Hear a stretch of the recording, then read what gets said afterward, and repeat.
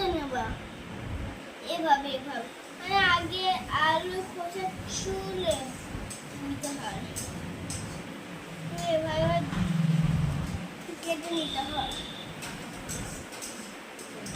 তারপর একটা বাটির মধ্যে জল ভরে রেখে দিতে হয়।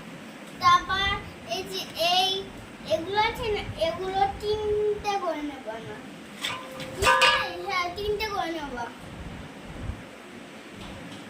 এটা কাটা হয়ে ওগুলো সব ধুয়েই করছি আমি।